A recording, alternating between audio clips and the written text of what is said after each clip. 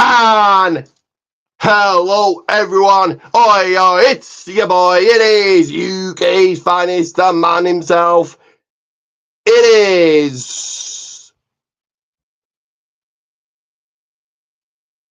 Ricky J, bringing you the hardest hitting takes, bold predictions and straight up banter from across the pond where the bell never stops ringing. Welcome to the People's Wrestling Podcast. Go ahead, like, subscribe, share, grab your coffees, grab your drinks, and let's light it up. But I'm here never alone, and I mean never alone. Walking down the Hollywood fame, the man that is worth his weight in gold. It is the one, the only, none other than Hollywood himself. It is Sean Gold.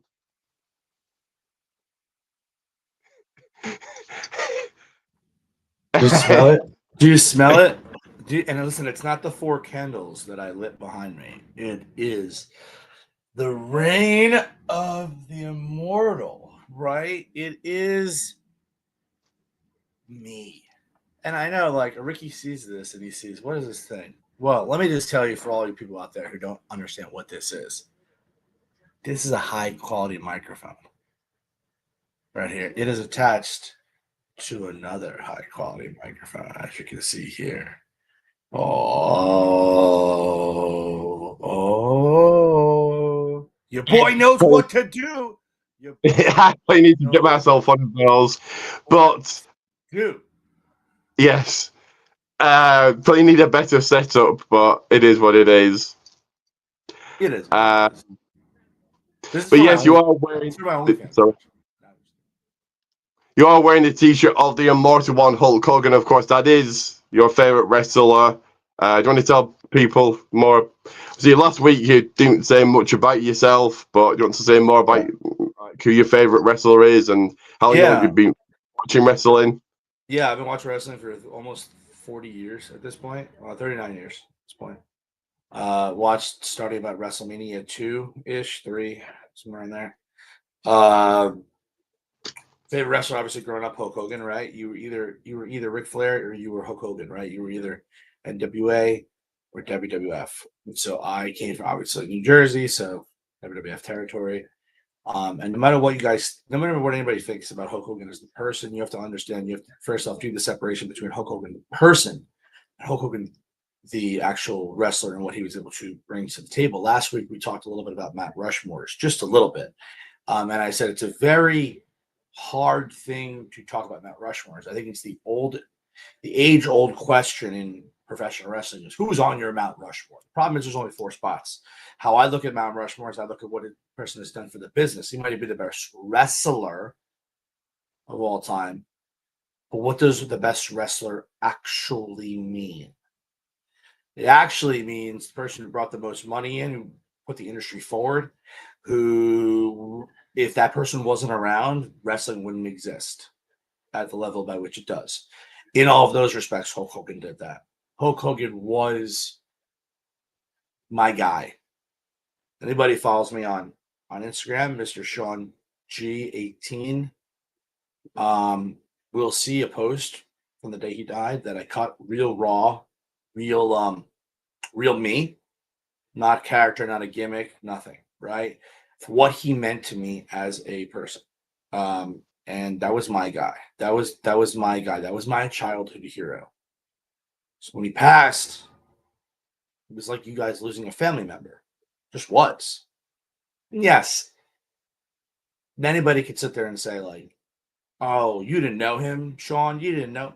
It's not about that. We knew him. I knew him. I knew that at WrestleMania 35, taken from Vince McMahon's office, by the way.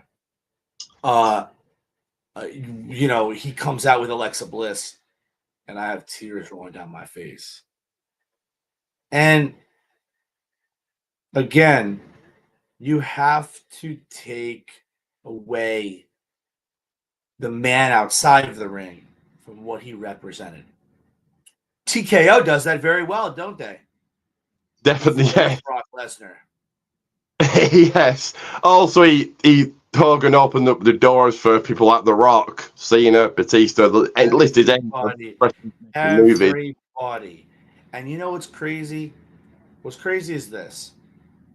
There's not one person in the wrestling business, African American, white, Hispanic, Japanese, that has anything bad to say about Hogan inside of the building.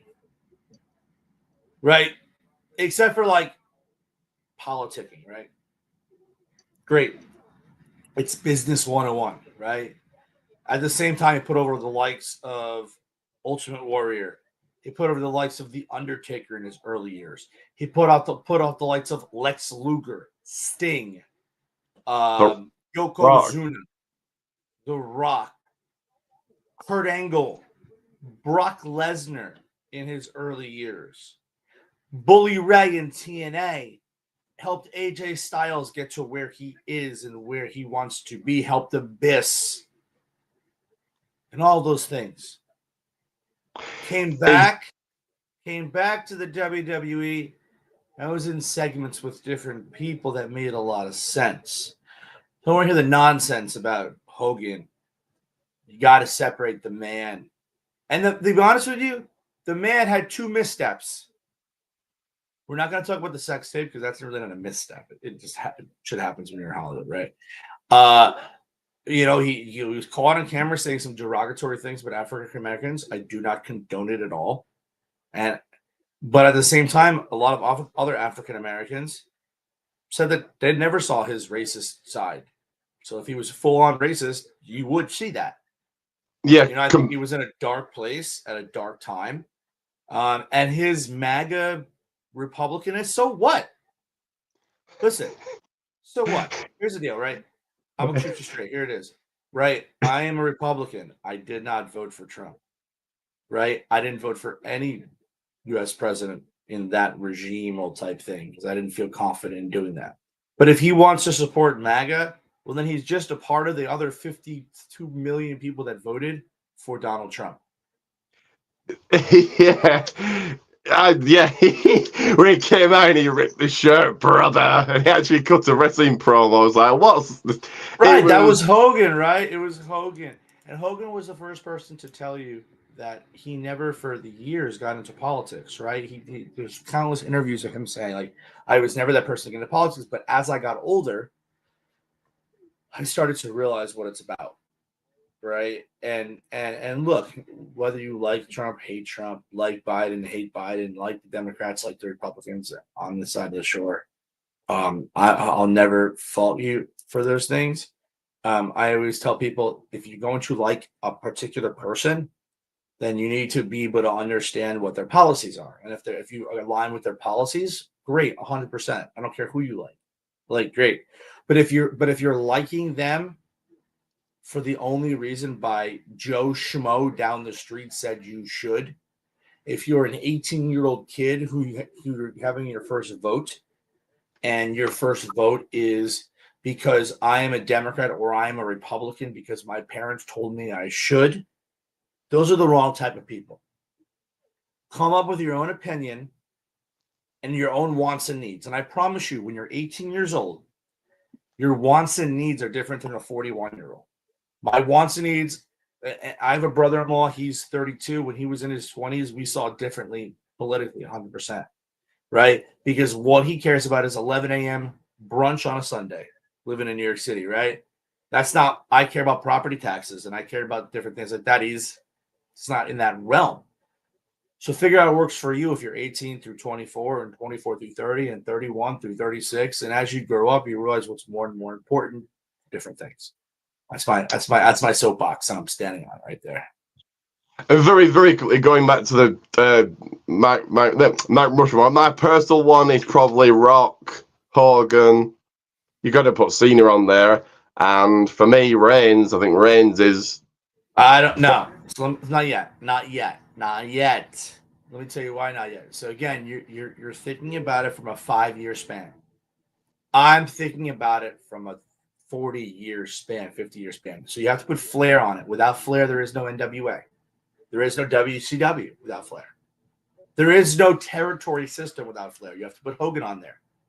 Of course, you have to put Hogan on there. And then the debate happens, right? The debate happens. You can put Rock on there. You could put Austin on there. And again, we're not talking about wrestling. We're talking about merchandise. We're talking about bringing it forward. Without Rock, you could put half of Rock face, half of an Austin face. And the reason why you do that is because without them, WWE wouldn't exist anymore. Because WCW would have ran them out. There would be no Attitude Era. So again, talking about what they've done for the business, you could probably put Rock and Austin on that realm, and then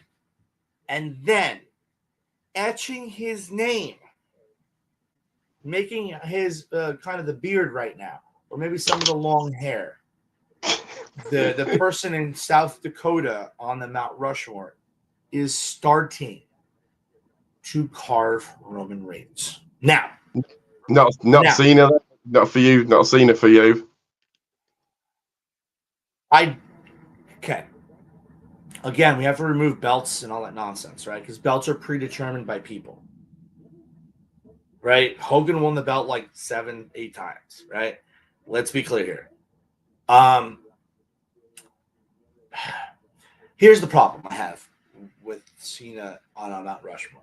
I think he's tier 2, right, where Reigns is. The reason why I say that is because Cena led the charge in WWE on the downturn time period. So Cena started, with the Ruthless Aggression era. But the Ruthless Aggression era was really just the era of what? 2004, right? Through like 2013, 14, 15, 16, 17, something along those time periods. And you have to look at what happened, right? So you had shitty creative. Edge was great in there, but like you had it was a downturn time of wrestling. It's not Cena's fault. It was a downturn time in wrestling. Like just from the numbers perspective, we're not talking about like what you enjoyed watching. If you enjoyed watching the Punjabi prison match, right? Right. Like if you enjoyed watching, the creative of Big Show stepping on a table and losing a tables match. Like, yeah, it was a little creative. It was cool. And it was funny. It was funny. But that was the era by which it was in.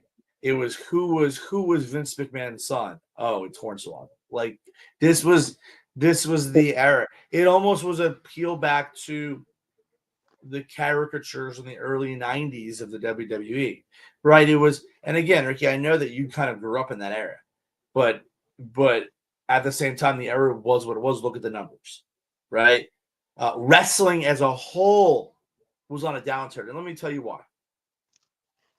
Again, not John Cena's fault, not Edge's fault, not the Hardys' fault, not the Dudley's fault, not any of their faults. One of the main reasons I've always believed that there was that downturn was because WWE didn't have competition. They bought out everybody. And so the answer to the question always was, where else are you going to go? Right? You're going to like my product I give you. And if you don't watch. That's what made the rise of AEW. Because in 2019, everyone was sick of it. We've had decade, it was done. And AEW came around and said, we are the alternative. When Vince says, what will you watch? Say, I got somewhere else to go. What? And so that's why I don't put Cena in there. Here's the deal. Financially for him and for kids your age and those things, yeah, I think it was a huge benefit for Cena to be there and selling his purple shirts and his pink shirts and his green shirts and his orange free pebbles and all the nonsense. And I believe that He's a great. But if John Cena wasn't around, it would have just been someone else. True, very true. Yeah. I got for you. So yeah, with that insight, we're going to go straight into the first segment, of which, of course, is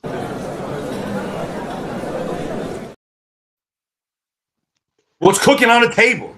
That's right. What's cooking at the table or on the table? Yes. So very quickly, I've been going to the gym, going to my walking groups that I go to, and I went to play bingo yesterday. Didn't win, but yeah. That's pretty much all I've been up to. What have you been up to since last week? It's the start of school, right? So the kids have to be in school this week, right? It's the start of getting everything situated in life for work and all those things. So also NFL football started, right? I've been kind of knee deep in the families thing, right? Again, it was a crazy weekend. It's going to be a crazy weekend too. We've got parades and parties to go to today. Opening day for soccer for my daughter tomorrow, and opening day for NFL in reality. So that's what's crazy. It's an international off week for football, as you guys call it. International week is off, so West Ham will get back at it next Sunday, actually, which is weird. I think it's Sunday, yeah, or it might be Saturday, 12:30. But I'm not someone that to talk shit. I go right to the source, and I tell you what actual time it is on Saturday at 12:30 my time, which is 5:30 the UK time. West Ham versus Tottenham Spurs. I'm gonna be watching that game, I think. Wait, will I be watching that game? Yes, because I don't have to be on a call sheet or call time for wrestling. I don't have to be at the arena until I hope like 3 p.m. So the little bit I know of football, you think being from England, I'd know lots. Yeah, you should know more. It's not wrestling, so boring. It's for me personally boring. But I know that Tottenham are a decent team. I think Tottenham is pretty decent right now. So, they were not good last year, just like West Ham. But they had their first start of the season. They're kind of top tier right now. They did lose to Brentford 1-0 last week, which is a little bit of a surprise. But I actually think that's the AFC Bournemouth. Well, 1-0, but I think that it was an outlier. They are a good team. Are they top 3, top 4? I don't know. Are they better than West Ham? Yes. But we'll see this week. I would love a tie, but I'll take a win too. I'm not greedy where that's concerned, right? I'll take a tie. It's okay. Give me a point. I just don't want to get what's called mollywopped. I don't want a 5-0 loss. It just doesn't sit well with me. And I know you said last week, but how old are your children? 2, 7. So my oldest is 9. Then I have a 5-year-old and a 2-year-old. Ah, right. So the 9-year-old and 5-year-old started. My 9-year-old started in 4th grade on Thursday. My 5-year-old started in kindergarten, and then my little one is starting pre-K on Monday. So all 3 will be out of the house, if you will. Not exactly out of the house for college, but it's funny. My 5-year-old's having a karate. His birthday's in November, so it'll be 6th in November. He's having a karate party this year, but he said, but he's gonna have a wrestling party the year after. And he's like, and my wife was like, "We go wrestling party theme." I said, "No." I'm saying like a ring is being constructed in our backyard with actual wrestling happening, and because I get friends in the business, right? Certain companies do birthday parties. So yeah, maybe it'll cost my guess it'll cost $600-$700 or so. But that's pretty much the same as what you would spend at a regular place anyway. So this time around you have wrestlers, $600-$700, you have wrestlers, she'll do the goodie bags, we'll do the pizza. Yeah. And he's a big Joe Hendry fan, if I'm correct. Huge Joe Hendry fan. Say his name and he appears. Huge No, he's Joe not. Hendry fan. So it's funny. I have a friend that does producing, and he saw a couple of my vignettes, a couple of my promos. And he's like, "Do you want me to reach out to TNA and they owe me a favor?" And I was like, "Yeah, I guess, sure. I have no expectation. I can care less, right? Like, it's whatever." But I was messing with my son, and I was like, "What would happen if I like called you one day and I was like, yeah, I'm standing next to Joe Hendry because I have to like do some kind of spot with him." He'd be like, "I will kill you." He'd be like, because I'd be like, "Why am I not there?" Do you think he goes full time WWE? I think it's December his contract's up, is it? I think put full time You WWE. look at him as probably an entrant in the Rumble. Somewhere in the Rumble. I think you know, I think it's a SmackDown or Raw thing. I think if Jericho comes back, then goes to Raw immediately, right? Because you got to capitalize on that. I think you can wait and have Joe Hendry be on SmackDown at that point, because Joe Hendry debuts and then he debuts again on SmackDown. I think he's done the whole NXT thing already. He went through it already. He like rode the ranks, if you will. He's been there multiple times, shows up all the time. He can go right to the main roster. Yeah, I just hope. I really wish and hope he doesn't get just lost in the shuffle. Like He'll get lost in the shuffle, just like everybody else will. But at least for the first month or two, it'd be hot. and Jericho, they're going to bring Jericho him. Who does he go after? doesn't have to go after anybody. He's a pick and choose guy. He's not a full timer. He's a pick and choose guy. He's a pick and choose guy. He'll come in and he'll work Punk and he'll work Rollins and he'll work Braun. He'll work AJ for the hell of it, right? Like, he'll pick who he wants to work with, who he wants to develop the storylines with. He'll work Mello. Like, he'll just do. Don't expect him to come in and win a title or anything. Like, he's just like, he is what he is. Like, he'll come. He's a nostalgia act at this point. Now he's great still in the ring. He can still go, but if he comes back to WWE, it's a nostalgia thing. It's not a Punk thing where you're like knee deep in stories. Punk is like 5 or 6 years younger than Jericho. Also, Punk is 15 years young. People always say Punk's old, and I agree. He's older. Punk is 15 years younger than everyone else because he had a 10-year layoff. So he had 10 years where his body wasn't beat. Let me put in perspective in the States what that really means.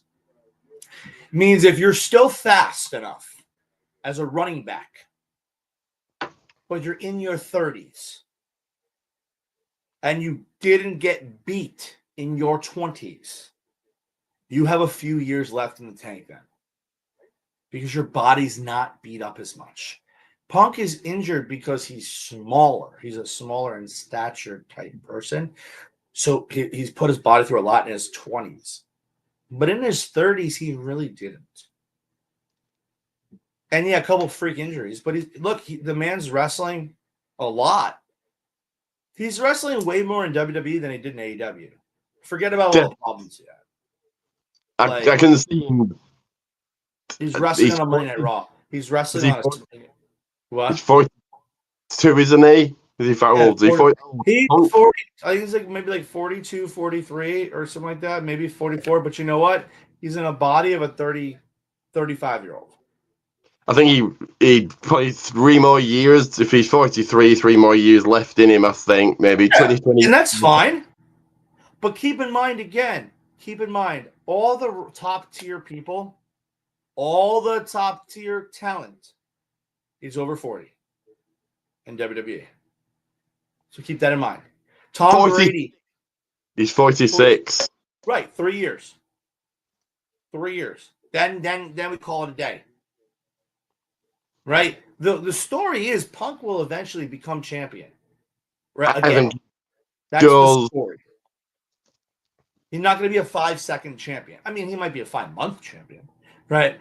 But he's not going to be that 5-second. The whole story is dedicated to eventually Punk winning the big one at Mania or something along those lines. Yeah. Right? That's the What? they're What is gonna up? stay until then. And no. Oh. I think Zayn wins the title. I think Zayn beats Rollins at Mania. Yeah. Well, did you see Zayn last night? Yeah, Cena's well, we'll get into that. Well, Cena's just loved in his last appearance on SmackDown, Difference and between being loved. Remember, there's a difference between being loved and what Sammy got last night. Sammy got booed. Okay? Booed. You for what? There was no reason to boo. In fact, Sammy was coming out to do something positive. He got booed. And I'm telling you this, no differently with LA Knight, no differently than with someone like Rusev and an Aleister Black and a Carmelo Hayes and a blah, blah, blah, blah, blah. If you don't pull the trigger when they're hot, eventually they're not. Eventually. very true. But it is WWE. I see Zayn winning the Rumble, going on to beat Rollins at Mania. So do we get? This is my guess. Team Punk versus Team Rollins at Survivor Series, and Team Punk wins. And who cares? That will mean nothing. But that's what I see happening. Yeah. I think we at Survivor Series we do get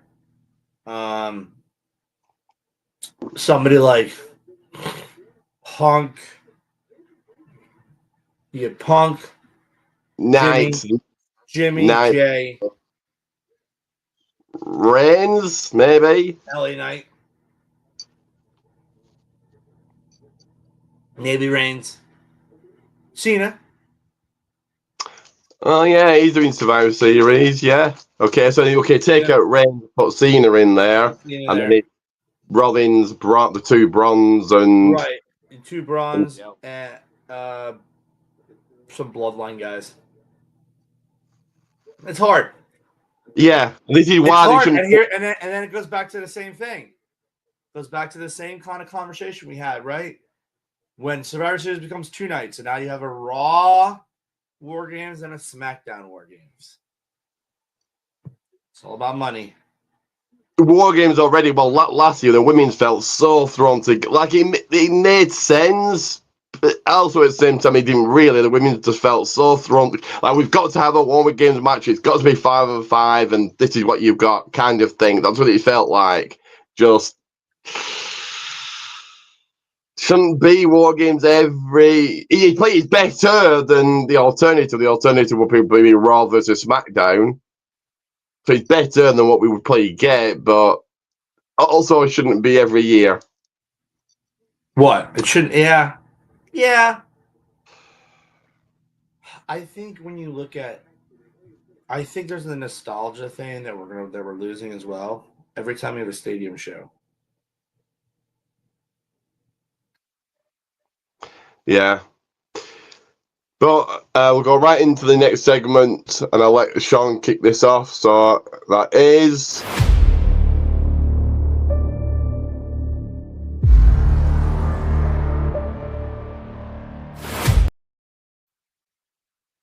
Of course, all about the red carpet, all about movie talk.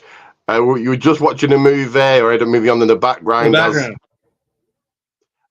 So yeah, what movies have you been watching? What movie are you currently watching since last? What's in the background right now is Ricky Stanicki. That's right, Ricky Stanicki is literally in the background of my office right now on my right side TV. I have 2 TVs in my office. That's how Hollywood Sean Gold does. 2 TVs in his office. Ricky Stanicki. So what's funny was this is the situation. I was finally unpacked. I haven't had any chance to breathe.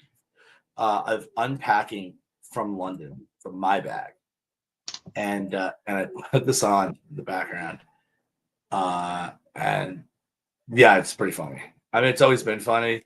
Cena in these dumb stupid roles is pretty funny. Always. So that's what's on. What have I watched this week? Not too much movies this week. I watched a documentary, or starting of the documentary. There's like a 3-part documentary on when the levees broke, which is a documentary on Netflix. I think it was just released, having to do with the Hurricane Katrina, and so it was like the first part of it so far, like, and like the actual footage and people saying, like, talking kind of like the day by hour type thing of like the hurricane. Obviously, the hurricane was bad, but the hurricane wasn't really what messed everything up. The problem thing was the levees and the dams broke in the rivers, and they broke, water came flying. So I have that, kind of getting through that. I have my so from a movies and a show perspective, every day when I'm working, I'm sitting behind my desk here. I work remotely for the most part. If I'm not out seeing clients, I have things that I always put on the background, right? So things that I've seen hundreds of times. This is my role. Game of Thrones. Right, Game of Thrones, GOT all day. GOT. The Sopranos. The Wire. Boardwalk Empire. Entourage. Ted Lasso. Animal Kingdom. It's a TNT show. You would love that show. It's a good show. And The Kingdom. Now, The Kingdom is a UFC fighting show. It's actually on Prime now if you want to get it. It's 3 seasons. Really good show. But those are the shows I've seen like thousands. Oh, I'm sorry. One more show. I can't even forget this. Narcos. Narcos on Netflix. It's about the Colombian drug trafficking. So it's Pablo Escobar, the Cali cartel, and then the Mexican version of these are shows I've seen hundreds of times, the episodes, and I just needed it in the background for noise. So I can like focus on. I do my work, and yeah, you know how you like see something so many times, you'll always find like a spot you didn't see. Same for that stuff. That's what I'm doing. That's what I watch. Game of Thrones was huge, wasn't it? Like, got millions and millions and millions of views. Views that WWE wishes they could get. That's another story for another day. Like, WWE hoping they could get Game of Thrones views, but yeah, it got many views and it was hugely popular. Then did he not do a spin-off? House of Dragon was the spin-off. Yeah, House of Dragon. And yeah, Ricky Stenicki, very good movie. Cena, yeah, he's great in it. He really takes a chance. Yeah, you're not going to see. Well, you might see The Rock doing something like that maybe one time. We'll see. But the movies I've been watching quickly are Hostile Takeover. That was okay. For Michael J. White, he was okay. Usually makes some really good movies, but was Michael J. White in the Never Back Down 2? Or 1? No, 2. He was in 2. Never Back One. I watched it because it's got Nathan Jones in it. If everybody remembers Nathan Jones.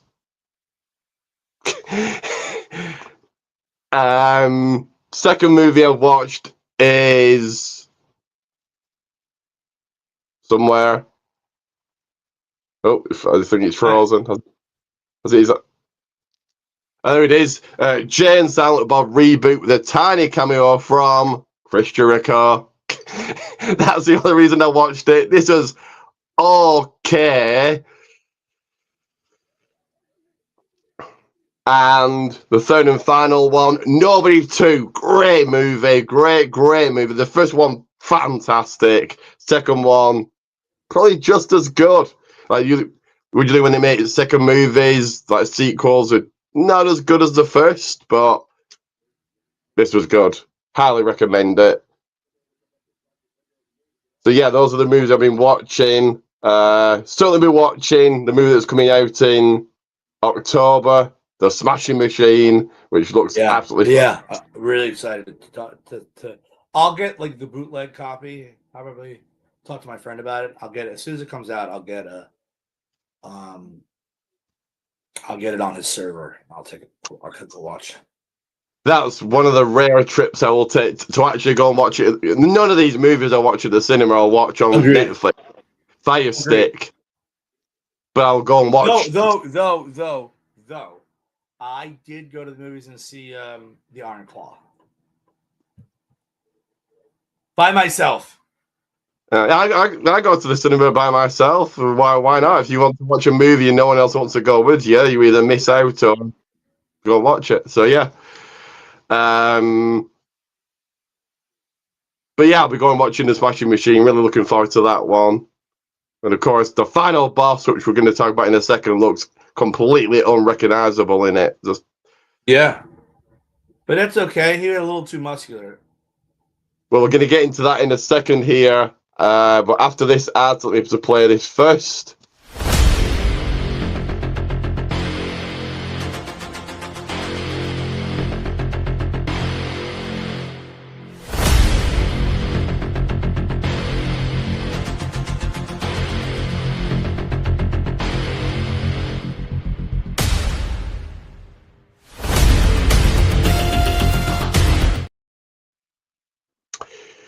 So that is right. Protein T's Government won for 2 shoutouts every single live for an entire month, and to be put into the People's Wrestling Channel Hall of Fame.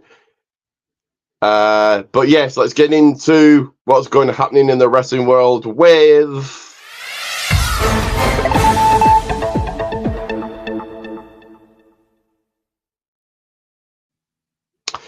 news and headline, and Sean just alluded to it, but the first headline is, let me find that picture,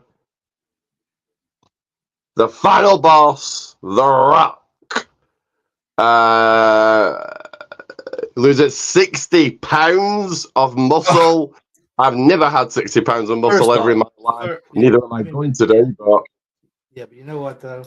That's all bullshit. Let me tell you why it's bullshit. Nobody's sitting there weighing his muscle. No one knows it's 60 pounds of muscle. No one has zero idea of that. Okay. Yes, does he look a little trimmer? Yeah, but he also has a lightweight shirt on, a free flowing shirt on. So like, get him on the beach, take a picture, then we'll readjust. But I'll get your take on this in a second. People have seen, people have seen this it's for a movie role, and as soon as that movie role is done, he'll put the weight back on, muscle back on. People are saying he's off the juice, or he's on the juice, either or. He was taking something, or is taking something now. I don't think that's true. I think The Rock is completely natural. He's incredibly healthy. I know other people are saying this is for health. He has had heart issues. It can't be healthy carrying all this muscle around. I think it probably is for him. Could be both for him movie, and maybe it's a health thing. We'll see. Once that movie's made, making a movie with Michael. What's he called? Mike Scorsese. What's his first name? Yeah, Martin Scorsese. That's a movie. And Leonardo DiCaprio's in this movie, so The Rock's gonna be in a lot more serious, taking a lot more serious roles. So that could be it. Look, I think that's kind of the nail on the head right there. You hit right. So let's talk about that for a second. So Matthew McConaughey filmed Magic Mike, I think, after he filmed Dallas Buyers Club. Dallas Buyers Club, he was 100 pounds soaking wet. Now, he was trying his best for Magic Mike. That's why he got fit, right? And if The Rock has a role, that's what you got to do. That's what you got to do. Like, there's a reason behind it. It's not like someone's not saying, oh, there's a reason behind it. Let it be so, right? Like, you guys are all thinking like, oh, he's so big. Now he's just The Rock that started in wrestling. Right? Like, go back to the Rocky Maivia days. He just looks like Rocky Maivia with a bald head now. You're so used to, like, clanging and banging. Yeah, so used to Maybe the that. guy doesn't have it right. Maybe On the the guy left. doesn't have it right. Yeah. Maybe the guy just doesn't have a time to clang and bang right now. But also, that's a free-flowing shirt on the right. There's a lot of air in that shirt. I'm not concerned about the Rockets for a reason, I'm sure. And news story number 2, you get your take on this first. You're the AEW guy, and that is this right here. AEW All Out time change. So it's 3 p.m. start, as you can see there. Yeah, your take on this first. I think that I think it's smart. I think it's smart. I think what it does is it helps the wrestling fan in general not have to choose. Um, I think we're of the society and change that we shouldn't have to choose at this point. Um, but no, that though, yeah, I think that it's a smart thing, and I do think that it's not them conceding at all. It's actually them acquiescing to this to what the needs are of the people. Yeah, I think. Well, Tony Khan knows against Brock Lesnar and John Cena and a certain somebody that we're getting to that returned on SmackDown last night. It's a pretty stacked card already. And you've got Stephanie Fakir. It doesn't matter. There isn't. People have to stop thinking about it in the way of competition.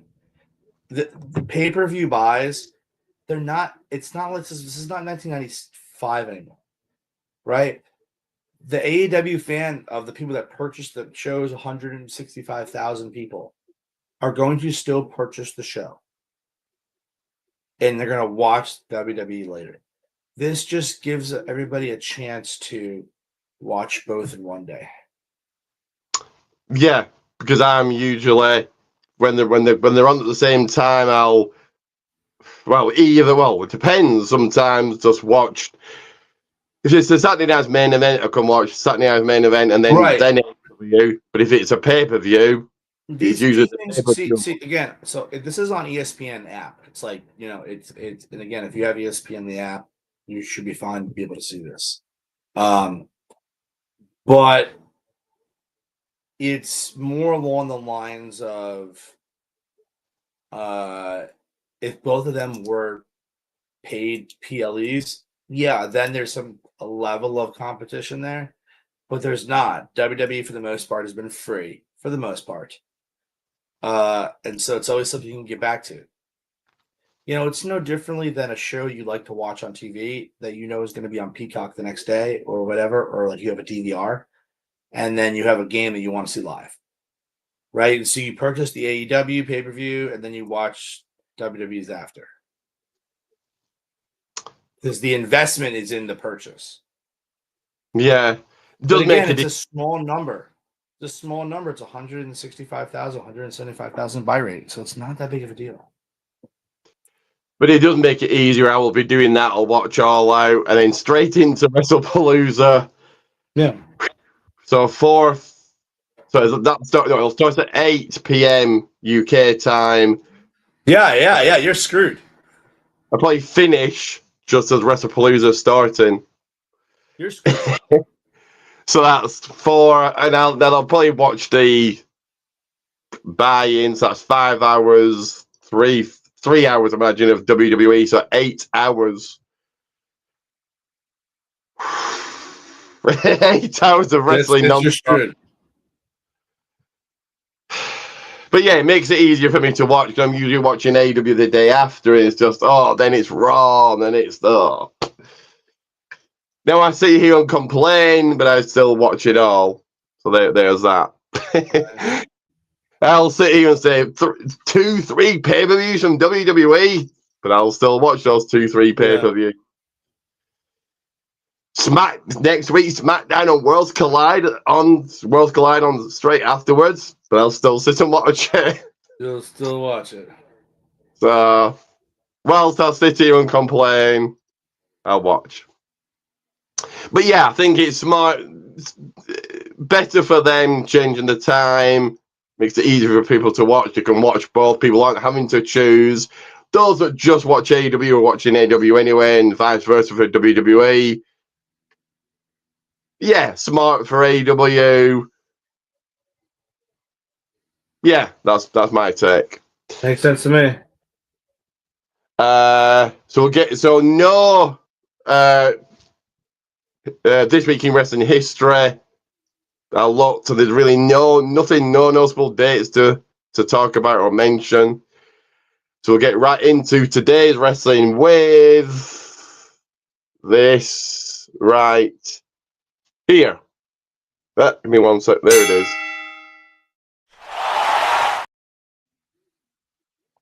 That is right, wrestling roundup. So we'll start getting out the way of AEW. Again, don't watch, purely based off results, which were Mercedes Moné, I think, retaining. I think it was for the time. Yeah, and she wrestled Alex Windsor, right? Yeah, she beat Alex Windsor. No, it was a good match. It was a good match. Mark Briscoe knocked off Lance Archer. Mark Briscoe's getting a nice push, but poor Lance Archer. Yeah, that was a blah. Bandido retain against Claudio Castagnoli and Wheeler Yuta. Cool. And in your main event, reading the results, an all-star 10-man tag team. None of these are a star, but there you go. Kyle Fletcher, Josh Alexander, and the Young Bucks defeated Hammond and Page, Omega, and Jet Speed. Wait a minute. You're telling me that Kenny Omega's not a star? Okay, to AEW he is, yes. Really? To AEW? Oh no. Oh no. Oh no. Oh no. Oh no. No. We're gonna have a conversation right now. Get off of your WWE arse. Let me tell you why. If Kenny Omega was in WWE, half the people would be blowing their load in the basement of their parents' houses. Kenny Omega gave us probably a top 20.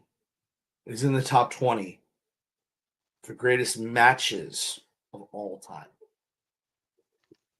Of all time. He did it not once, he did it twice with Okada. Omega and Jericho, another all-time great match. So don't say that's not all-star, right? Everybody else are stars in their own rights, right? The Young Bucks are stars in their own rights for that type of. I mean, without the Young Bucks, there wasn't any flippy floppy tag teams, right? Like you wouldn't say like this is the Young Bucks. Blah blah blah. You know. Everybody else is blah. Yeah, everybody else is okay. They're all solid C plus B minus people. That's it. They're not A's. And yeah, Young Bucks take them or leave them. Some people love them. Some people hate them. Like the super kick. Just like the super kick's just now a regular move. Just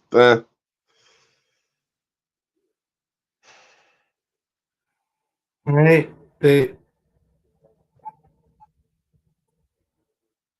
You don't want to do moves for sake of moves, right? Ever in life. Right? The Bucks do that. That's the problem. That's their problem. The problem is one of the biggest problems, and I think it's blasphemous from them and from everybody else, is we've murdered the super kick at this point. Like, right? Like, what makes Shawn Michaels' super kick now more special? It doesn't. No, but it still is. It isn't. It's not especially just another super kick, but it is cool when he hits it. Yes, why are you 1, 2, 3 when everybody else is kicking out? Did he not do it at Yeah, because it was Owens and Cody contract signing and the super kick to Owens, and I thought, even though we see the super kick every single show, Yeah, it's 10,000 great, but if it was in a wrestling match now, you'd be like, why are you not kicking out? Everybody else does. Yeah, very true. It's not professional anymore. Yeah. So let's get into Clash in Paris that kicked off with Roman Reigns and Bronson Reed. Good match. Reigns is in incredible shape. Just not 1 ounce of fat on the guy. Yeah, good match. Surprised it took 1 spear to put away Reed. I did say that Reed probably should have won. But obviously they've now written off Reigns off TV, so he can go and make his movie. You like to rank these things. I remember you told me last week by certain thing levels. I would say this well, not the match, the whole show, but yeah. Oh well, I want to rank them by matches. Is that good? Yeah. It was a perfect opening match. Yeah. And I was so It was yeah. a perfect opening match because what it did was it set the crowd ablaze, ready to go. They were excited. And based on those things, that's what you want, right? So here's the deal. You want a match. The crowd is never going to be as hot as when they are when that first bell rings. You want to give them something great. I think that's hugely beneficial. That's why also you have to have a fire main event, because if you don't, you've already lost them. I think it was a great opening match. Next match was White at 6, Street Profits, White at 6 retain. That's it. The only thing that really came out of this is a possibly teasing a split up of the Street Profits that they didn't follow up with on SmackDown. So who knows? Typical WWE not following up with anything. But bad match. White at 6 just okay. Loomis and Gacy are bad in the ring. Yeah, it was a great second match on the card. There was a bathroom break. It's a bathroom break. No offense. It's a bathroom break. Oh, speaking of bad matches, Becky Lynch and Nikki Bella. Oh boy. So I just think that no. Okay, hold on. Yes. Here's the problem. It's no disrespect here. Here's the problem. I'm gonna loop Trish Stratus into this mix too. Okay. All of these wrestlers that came back, they're gorgeous. Trish is gorgeous. Nikki's fucking hey, you know what I mean? And that's all well and good. The problem is when the bell rings, the style of wrestling that women's wrestling has become accustomed to over the past 5 years is way beyond what Nikki Bella has trained to do. Okay. She can't compete with a Bailey, a Sasha, a Charlotte, a Becky, a Tiffany, even a Nia, maybe a Nia. But she doesn't have that. It's looks before crooks. It's boobs before brawn, right? And what I mean by that is her facials are great, right? Her selling of the moves is great, but the story is not there because it'd be like me if I got on the ring with fucking Jay Lethal. It wouldn't fit. And so I think somebody like Nikki Bella, though, again, beautiful, can still go in the ring. Those are not the right people to go with. I think that if the WWE adopted a general manager of women's wrestling, she'd be perfect. Yeah, but she hasn't been good. The match she had with Chelsea on Raw, she couldn't get Chelsea up for the Rack Attack 2.0, whatever it's called. I don't care what a movie's called, but she couldn't get her up. And listen, that's another conversation for another time. The unusing of of real talent.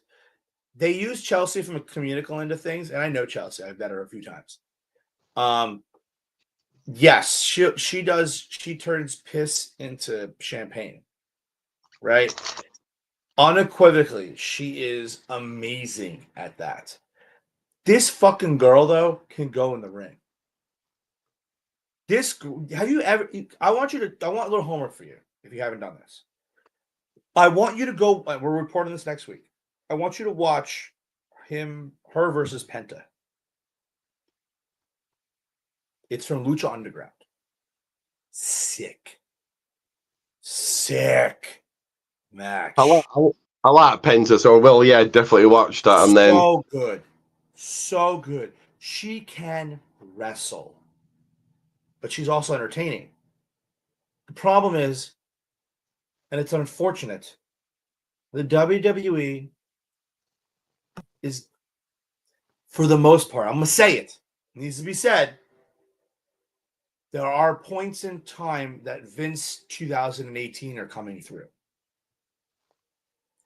What I mean by that is the 30-second women, that 30 second to 2 minute women matches, right? Kiera James, right? Kiera James is her name, and Michin. Kiana James is 30 seconds, right? Not even 30 seconds, and so like you're starting to see these things, dude. These women can go. It's so funny. Here's what's so crazy. It's so funny that if you look at NXT and you look at the main roster, NXT gives these women a chance to tell a story in the ring. The problem is, here's one of the biggest problems in WWE. And you'll agree with me here. NXT, use NXT as an example, at times to tell stories. Very small amount of time to tell stories in the main roster. And what's crazy is the main roster has the chance to tell the stories because you have an unlimited time frame on Netflix. You can pay for run over on USA, but you can't pay for run over on NXT. Yeah, NXT is telling you crazy stories with the women. Great stories. It's the same company. Don't give me the bullshit. Triple H was there back in the day. He knows how to tell the stories. You're not telling stories with these women. Like, you're not giving them a chance to really wrestle and to their craft. And you know what? If you don't want to do that, let them wrestle in the independent scene then, just like AEW does. Get them over that way.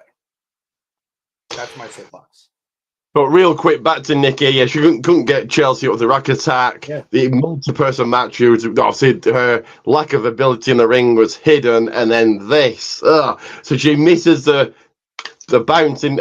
Again, we all know, well, we know it's entertainment. I don't expect her head to be smashed really into the announce table, but make it look like it is. She didn't. Agreed. Knowing. Then she misses something off the so I think she was trying to hit John Cena because she was way far from Becky. This was so sloppy, and this goes back to why WWE shouldn't constantly be relying on. I get it. If Nikki Bella, Goldberg, The Rock, whoever can come back and do a match or do a run, you're not going to say no. But you're constantly relying on the past and not building any new names or any new stars. Nikki Bella's just prime example of that. Just these certain past names can't go anymore. Next match, Rusev, Sheamus, Donnybrook brawl match. Very good match, hard hitting, right person won. Yeah, some of the spots were the white noise off the barrels. Yeah, there were some cool spots. It was a good. I think that the match was made a little better based on the fact that the last two matches prior. And then the next match, John Cena, Logan Paul. Phenomenal match. Phenomena. The fact that again, Cena, who's the past, put on the best match of the night. Okay. He even put the best match in on SmackDown last night too. But we'll get to that. An hour and 10 minutes out of a 2-hour show was all past names. Past names. Here's the issue. Especially when you're talking about international shows. International shows want the past names. Okay? They want some current names, of course, but they want the past names. They want the nostalgia. Now, the reason why they want the nostalgia is because, and you know this, is because WWE does not do a good enough job building up their talent base and making them into the people that we can talk about in 10 years. Yeah, because if you look at this era, I'll be generous and say from 2020 to 2025, who's the one or several big name that stands out and you think, oh, that was the guy? It's one guy, Reigns. That's it. Right. Seth? That some people might say Rollins, but that's it. But that's it. And but that's it. But here's the thing. That's still not. Those guys were created for Vince. Those guys are Vince guys. See, okay.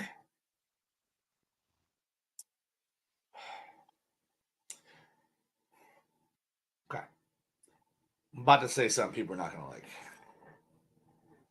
I'm about to say something that might get you some clicks, too. Tell me what Triple H has done. What do you mean, like by building stars? He hasn't. He hasn't built anybody. Nobody. Tell me the Bloodline story. Was it Bloodline Triple H story? Or was it a Vince Heyman Reigns story? Vince, Reigns, and Heyman. Is Cody a Vince Reigns guy? Yeah. Vince, correct. Yeah. The Cody story was a Vince story that Vince envisioned. So, what has Triple H done? Nothing. I can't think of a name he's actually. It wasn't from the past or wasn't already there.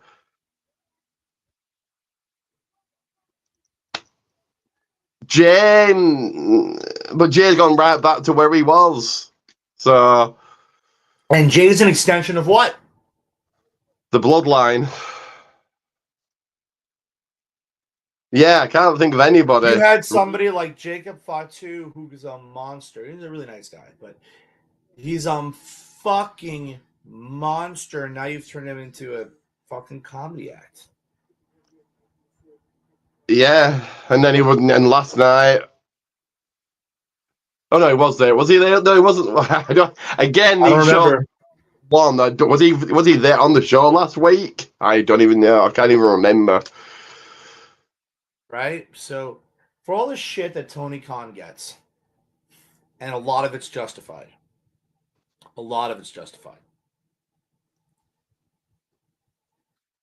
How is Triple H any different?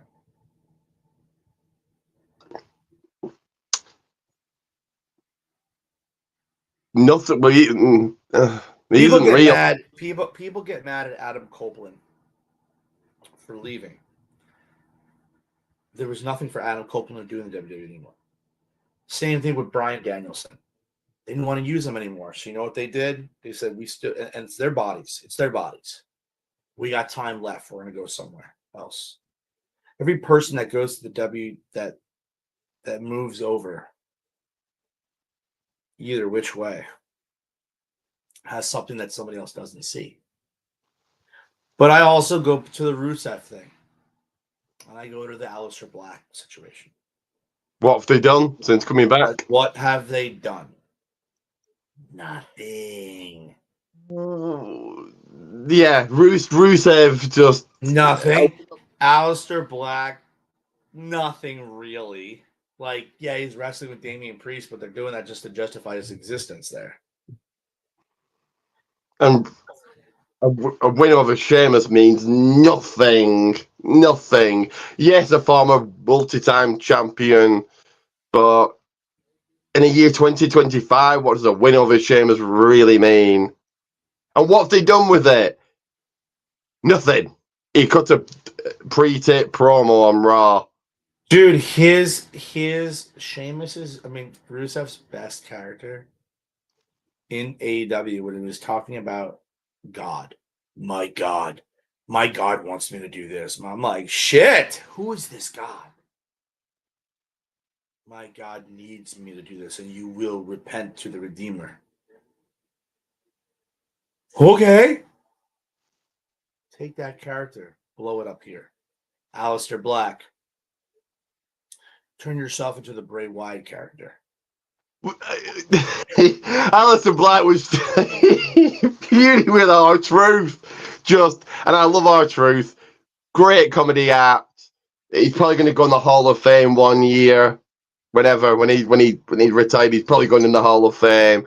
But that's what you bring him back. And then he came. Whatever, just whatever.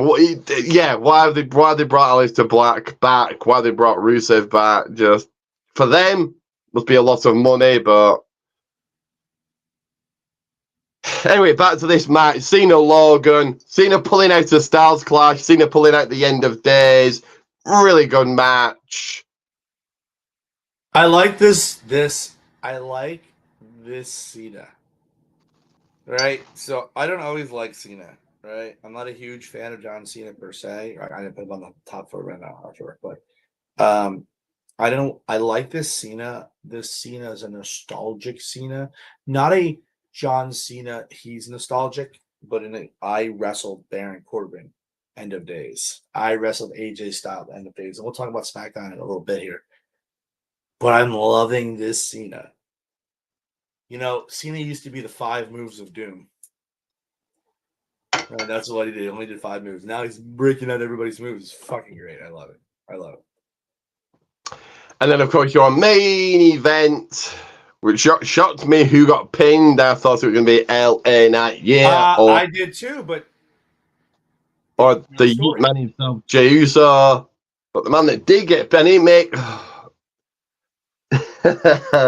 CM Punk wants to say, I'm the best in the world. He's on pay-per-views or just show or big shows, so Saturday night's main events I'll include here. In general, is back, lost the Rumble, lost at Chamber, lost at Mania. Wasn't at Backlash. Was he in Money in the Bank? Can't even remember. Yeah, but you know what's cool about that? I don't want to ever hear that CM Punk won't take the pin. Which he needed to do, and then got pinned. I don't want to hear from anybody, right? But we don't want to hear from anybody there's problems.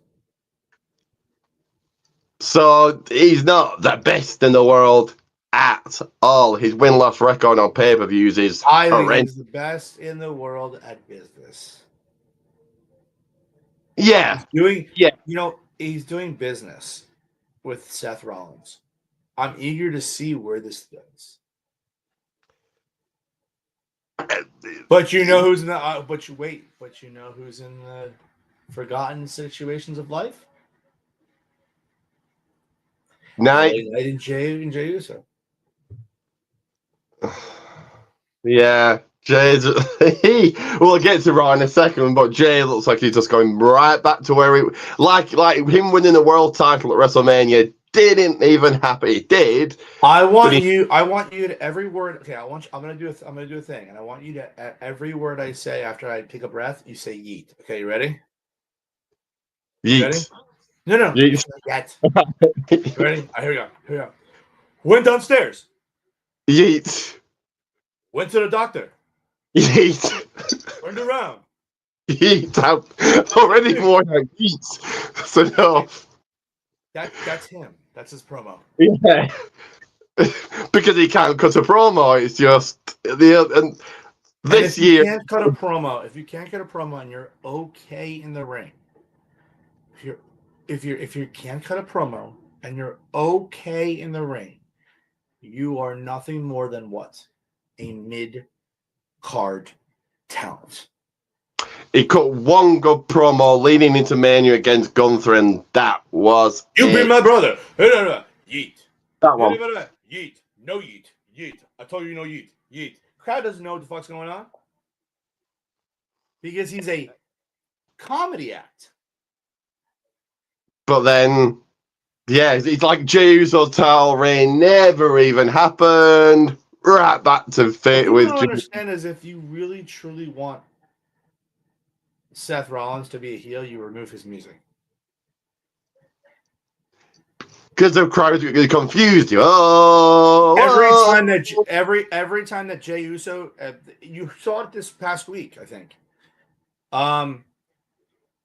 You saw everybody was thinking they were going to run it back, right? They're like, run it back, and he was like, I'm not running it back, and everybody's booing because they don't give a shit about what he has to say. very, very, very, very, very true. They don't care. But yeah, you're definitely right about Rollins. Whoa, whoa. You want to bring Jericho back the right way? You let Jericho play Judas. Because the crowd will go nuts. Out comes Rollins, the crowd singing along. Rollins, no, you don't cheer for me. And they're like, whoa, we don't care, fuck off. Take the music. Take the music away. You want to be hated? Take. They did that to Becky. And by the way, we'll get into SmackDown and my feelings of Becky Lynch in a little bit. But yeah, let's finish up Clashing Powers here. So yeah, Rollins pins Punk with the help of Becky Lynch, obviously setting up what happened on SmackDown. Are we allowed to talk about this right now? That part? Let's talk about it. Yeah. Okay. And I'm going to throw some facts out here that are indisputable facts. You can look them up. When Baron Corbin and Lacey Evans were doing I think it was Lacey doing a program with Seth Rollins and Becky Lynch. Becky Lynch and Seth Rollins came out on an interview. I don't remember who it was, what interview it was, and specifically said that they do not like working together. They find it uncomfortable. Okay. This is real life we're talking right now. We're talking about Colby and Rebecca are saying they don't like to work together because it's uncomfortable. Well, I hate to break it to you. Colby and Rebecca are working together again. And I know now it's uncomfortable.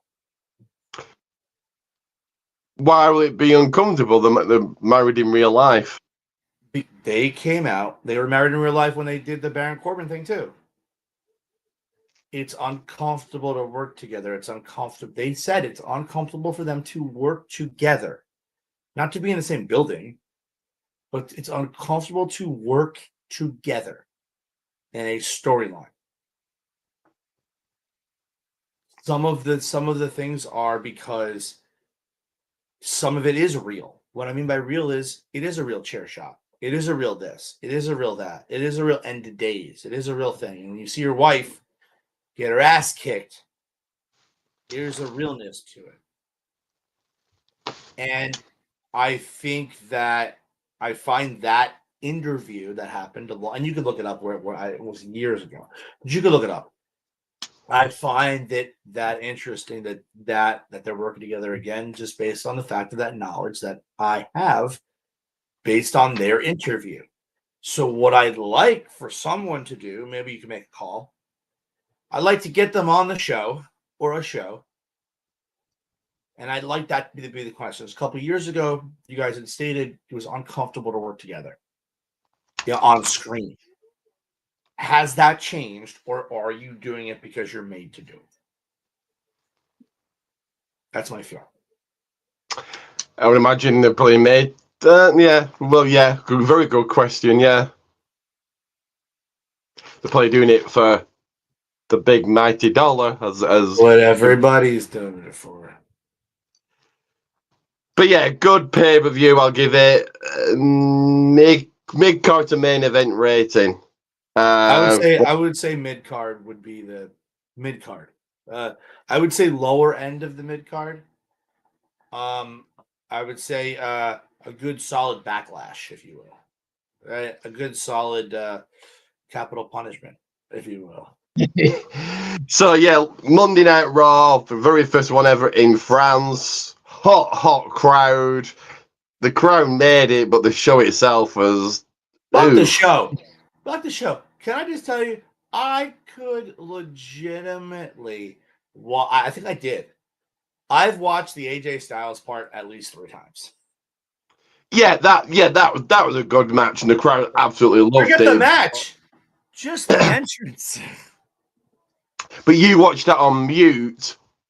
What actually happened on this show that you thought, okay, apart from Punk and Becky, what actually happened that was like, oh, that was good, or that was worth talking? Nothing. Just not one thing.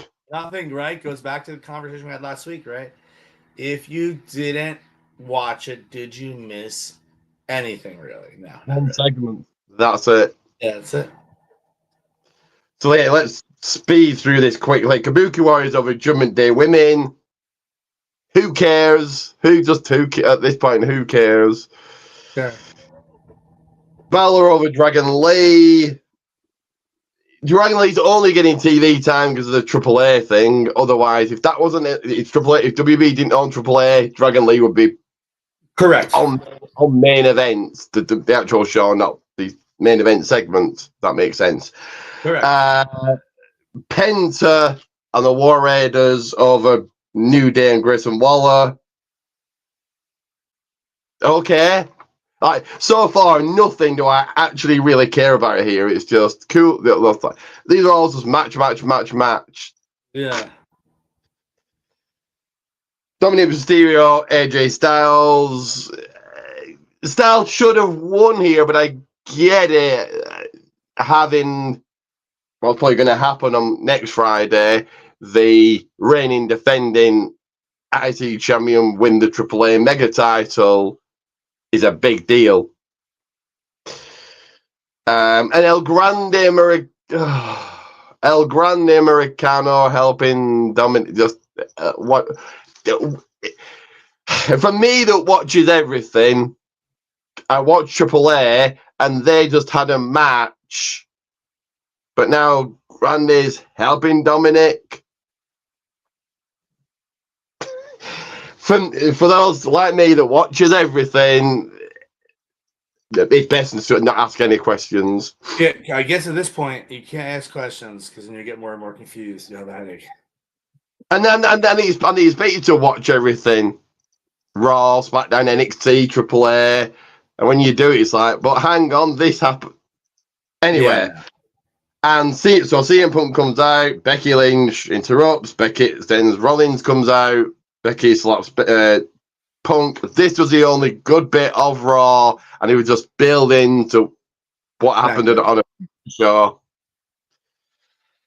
And then your main event, the two bronze defeat LA Knight and Jey Uso. So what?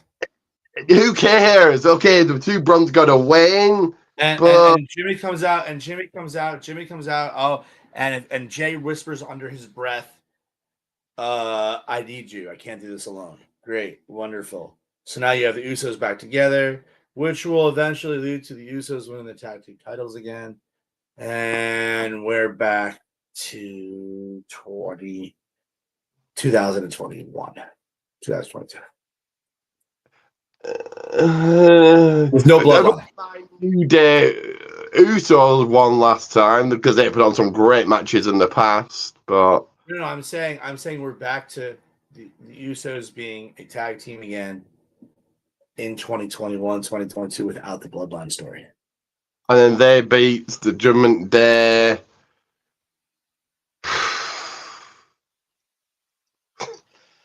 So one segment on Raw, take that away. What actually really happened here? Take out the crowd. If you watched this show on mute, you missed nothing. Nothing. Agreed. Rating, I'll say. Dark. To it, I would say the third match on the card. let's get to the show. NXT. Lash Legend Jada Parker, good match. Lash Legend takes the win. But then Jada put in Lash through the barricade, saved the loss. So I think that was cool. But what was your take on this match? My take isn't Jada Parker dating Jey Uso? Thought Jey Uso had a wife. Does he not? I don't know. But that doesn't change my question. Who knows? Who knows? I Who's see them constantly together. So yeet. But I see them together all the time on posts. They're always around. I think that the NXT roster is insanely capped with quality women's wrestlers. And there's not enough space for all the quality. On Wikipedia, and I know Wikipedia can be edited. It says nothing, so who knows? But they could be dating. Don't go to Wikipedia. J and I know it can be edited. Listen, the fact that I typed in, I want you to look at this for a second. Let me look at your screen. I started typing in J and then it just populated with Jada Parker. So you know there's a story behind it. It might be then. It might be. Here you go. The Jay and Jada Parker situation refers to the rumors of an affair between WWE superstar Jey Uso and talent Jada Parker, which stem from the viral videos showing them together at parties, amplified on social media with separate controversy surrounding Parker. While there's no proof of the affair, there is the alleged constant liking of pictures and posts by back and forth scenarios. So Jada wants the yeet all over. Love it. She wants to be part of the bloodline too. Javon Evans comes out. Josh Briggs, great heel. You ever thought, oh, it's the Undertaker? You saw the person who arrived on a motorbike. You heard the gong. Oh, no, it's Josh Briggs. Great heel, great heel. He's got so much better in. Love that. He got so much better in like 2-3 months. Yep, got rid of the Japanese guy and boom. Candice LeRae over Zaya Brookside in a speed match. The fact that on the show should be blasphemous. Continue. Trick Williams comes on out, and then DIY return with their NXT theme. Looks like they're going to be interesting. That was very interesting. I found that very interesting. I also found that scary as well because that would mean that they don't have anything on the main roster anymore. Which is fine. Or they're just back for the homecoming in 2 weeks. Possible. Jordan Grace over Kelly Armstrong. Yeah. Okay. They got Kelly Armstrong on C, but Josh Briggs over Andre Chase. Like I said, Josh Briggs, I'm loving what he's doing right now. And then you do a main event over with the help of Joe Hendry. I love that they've made that a thing now. You say his name and he appears. He appears, man. I love it. Over Femi, Ricky Saints, Tank Legend, Hank Walker over Dark State. Okay, so they're probably getting a rematch at No Mercy. So many pay-per-views, so many shows. Ugh. Good NXT. Mid-card as well, same as Clash in Paris. Very quickly Evolve. Sean Legacy sends Ice Williams out the company. Ice Williams is no longer there. Who? For anyone who watched this match, no shocker. Ice Williams brings nothing to WWE. Kylie Ray over Mason Holiday. brand new tag team on the scene, Jax Presley and Harley Riggins over Cappuccino Jones and Jack Cartwheel. And in your main event segment, Stevie Turner, Vanity Project, Keanu Carver, Brooks Jensen, Ridge Holland, setting up a match next week. Opener, I'll give this Evolve. And gone right into SmackDown with Michael Cole and Corey Graves now on commentary. I like the commentary team. I think they're. I mean, that's just because it's football season. Joe Testator's gone. Wade Barrett could still be there, couldn't he? Wade Barrett's on Mondays now. Oh yeah, of course he is. Yes. Right. Yeah. So yeah, out comes John Cena for his final ever SmackDown appearance. Such a good promo. Such a good segment. The fact that Sammy was booed shows the lack of caring about John Cena. The lack of caring about Sammy at all. See, Sami Zayn interrupts. You get John Cena, Sami Zayn for the US Championship. Oh, such a good match. So this, as well as Brock Lesnar, was an hour. 1 hour. Let's talk about Brock for a second here. So, do you know the cutscene in the beginning of the show where it showed Punk? Yeah, but I took no notice or anything. He It's just coffee. He was drinking a coffee. If you pause it right there and you zoom in the back is Brock Lesnar. So they were giving you the thing. They were giving you the what's up, but none of us have caught it. They do these cutscenes every Raw, every SmackDown. Just get the show started, and he's just filler. The show's up not long. Well, 2 hours, 2.5 hours of Raw isn't really that long, but it's just get on with the show. Yeah. But yeah, Cena pulling out the pop-up power bomb, the angle slam, an ankle lock, the spear that they said, oh, it's feud with Roman Reigns. Yes, Cena's had a short feud with Reigns. But no, it was an Adam Copeland thing, and then he caught it. He was like, "There's a guy in Canada." Fucking say it. And then he went for the RKO.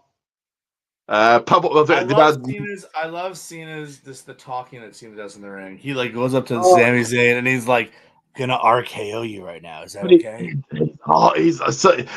See how great Cena is in the ring, and he's 70-time world champion. Kim's calling spots is awful. It's so blatant. It's like it's not get him in a headlock and I'm going to do this. It's just bad. Get a microphone and just say it. So bad. Like, why are you so bad? But yes, here comes Brock Lesnar. Still no explanation. I assume we'll get one next week. Well,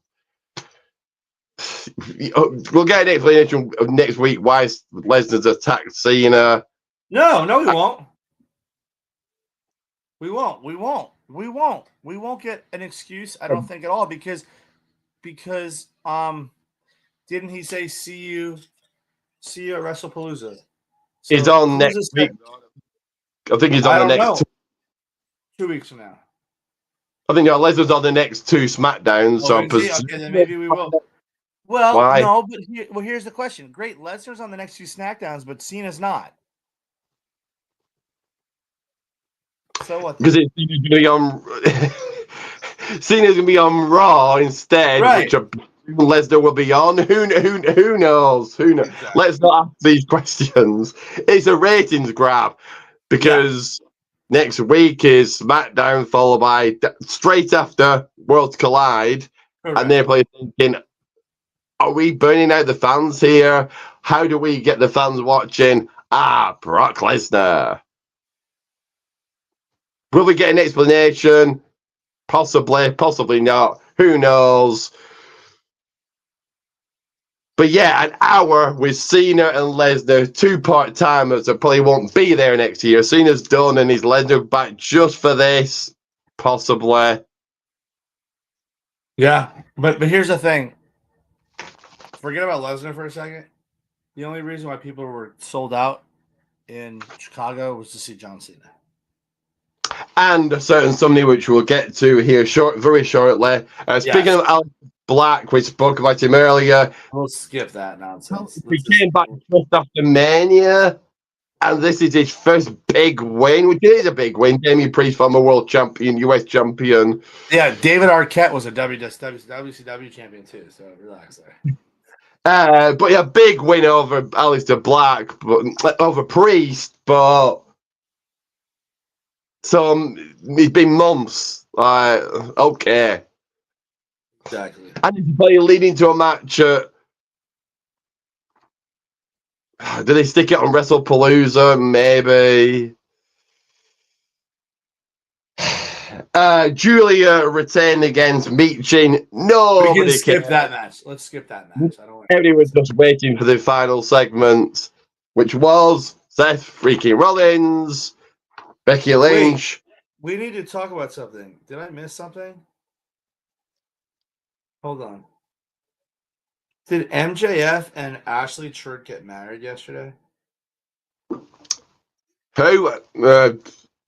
MJF and Hold on. did they? Probably. Yeah, they did.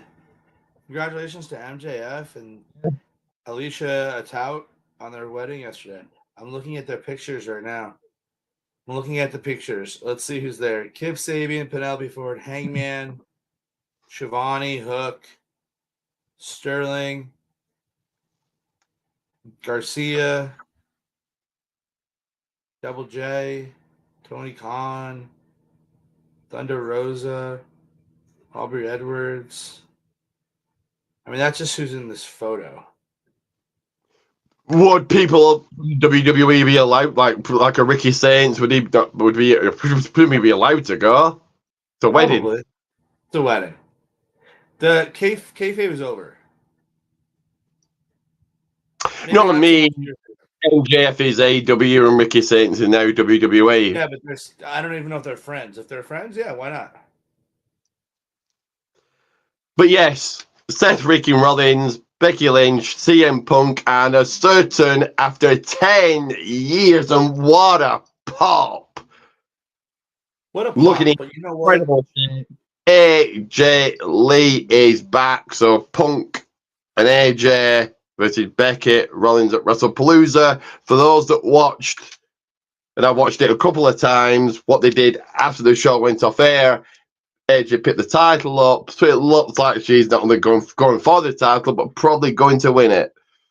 Which I don't know if it's a good thing or a bad thing. You got Nikki Bella and now AJ Lee coming back for, you're not building everybody on the actual roster. It's past names again. So I don't know if that's a good thing or a bad thing. But yeah, great that AJ Lee's back. I thought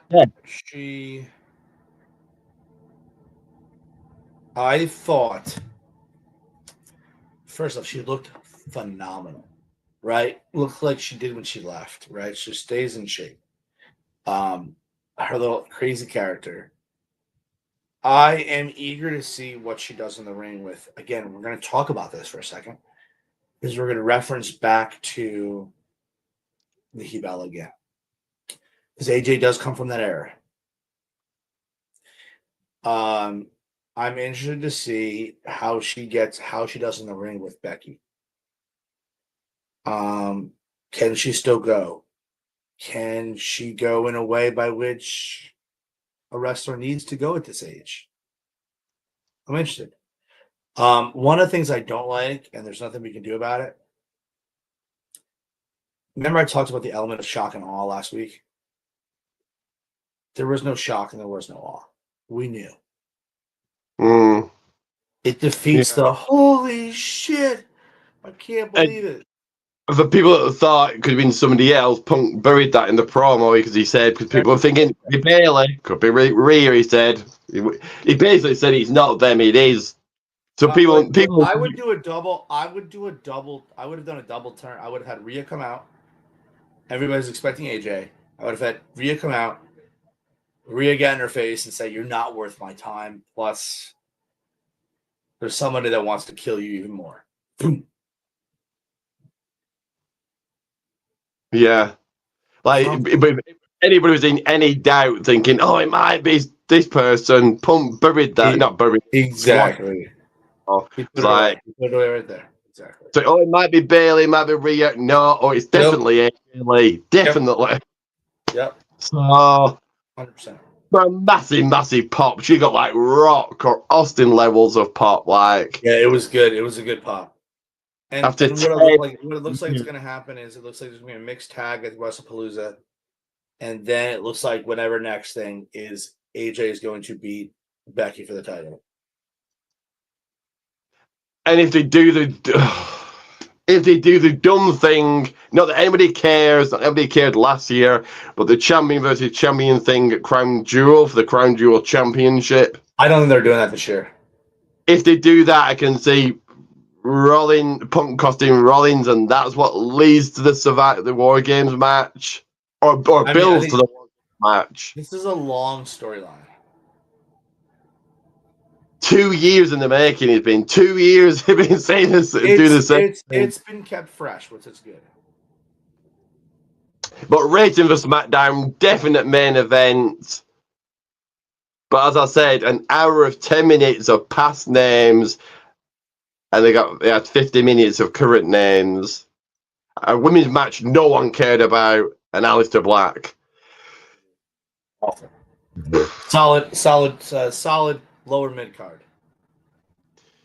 But I'm going to play That's a solid quick ad here, and they've got some predictions to do for Worlds Collide. Yeah, we've got predictions to do, so we play this first quickly. When's Worlds Collide? Next Friday, so right after SmackDown. But yeah, I'm going to play this first quickly.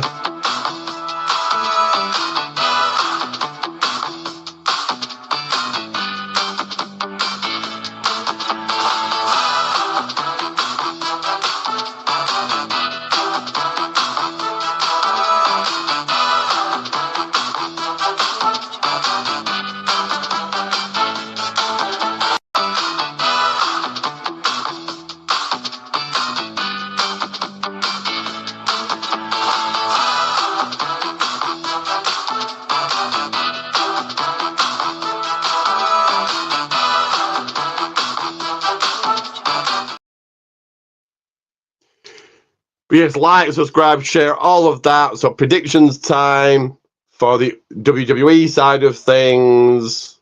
So here where is it? Play the video. There it is.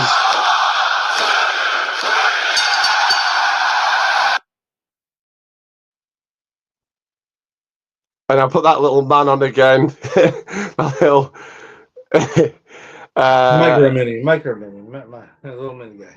So 6 matches. Here we go. So LaParca, Mascot. I'm going to butcher this name. Don't butcher these names. Masquerita Sagrada and Nino Hamburguesa and Octagon Jr. takes on LWO and Mini Abismo Negro. Watch your match. LaParca's team. I'll say LaParca's. Yeah, so it's probably going to be Octagon Jr.'s team. El Hijo de Dr. Wagner Jr., Dragon Lee, Ethan Page, and Janie McDonough for the AAA Latin Championship. Dr. Wagner's retaining. El Hijo, yeah, 100%. Judgment Day, Balor and Perez takes on Lola Vice and Mr. Iguana. Lola, because they're going to build momentum for No Mercy. She might win the title. Mr. Iguana.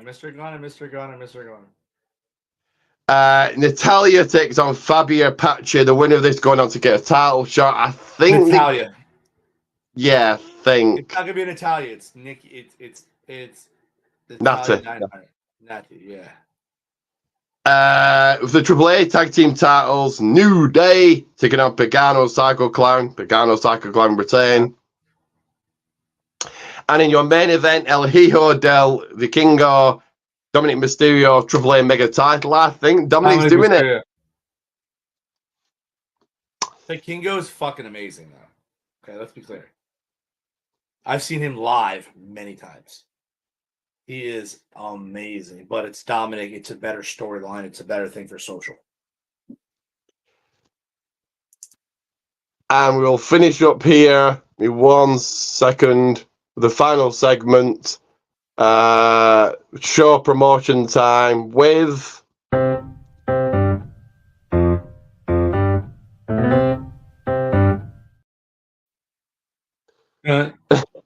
So wrestling days out. The shows that I'm going to coming up will be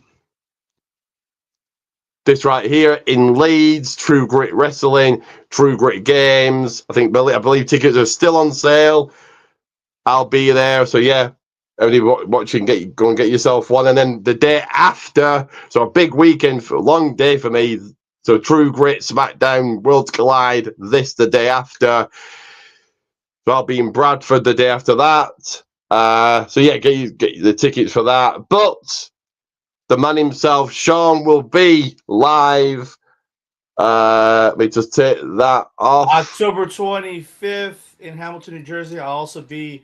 I didn't put it up there, but next Saturday. I don't know the call time yet. I'm still trying to wait on the call time. I'll be in Times River, New Jersey for Titan Championship Wrestling. We got a couple steel cage matches going on. Sean Gold, the vice president of Titan Championship Wrestling, bringing the positivity to Titan Championship Wrestling. Still trying to make sure everything is on the up and up on Titan. Whereas in Gremlin House Wrestling, I am trying to cause havoc, and my empire will reign supreme. So yeah, Sean G 23. What's your Mr. MR Sean SEAN G18 at Instagram? Like my follow me. You'll see stuff going on. You'll see all the kind of good stuff. Plus, I gotta still put up my London photos. Haven't had a chance to do that. Haven't had time. I think probably at some point tonight or tomorrow morning early, I'll probably put up my 500 photos and videos so I can get that out of my phone. But yeah. See if London, you can send baby. London, baby. If you can send me the link to your Instagram, they can put it on here, and then people can follow you and all of that. But yeah, get yourself to those shows over here in Leeds and Bradford, and then get yourself to Hamilton, New Jersey, and Tom's River, New Jersey. And Stat Show, you've got the Sandman, you've got Zilla Fatu, you've got. I don't recognize anybody else. Tommy Invincible, Emily J, Hollywood Haley. Yeah. Just saw that she won some title. Who? Haley J. Did she? I don't know. I think. I mean, she's in Power Slap too. So. Oh sure. I saw some picture on Facebook where she won some title, so that might be it. I've watched a little bit of Power Slap, and it's just crazy. It's real. Not for me at all. It's crazy. But yes, everybody do like, share, subscribe. Thank you again to Sean joining me. He's now going to be my full-time co-host. So yeah, like, share, subscribe. And yeah, that is it for this week. Man. We're happy. Listen, we're happy, for you guys to be listening in. And remember, don't do everything second place. Aim for gold, baby. Aim for gold. That is right. Great. That's a great catchphrase right there. I love that. But always remember that it is Ricky J bringing the British bite to the fight.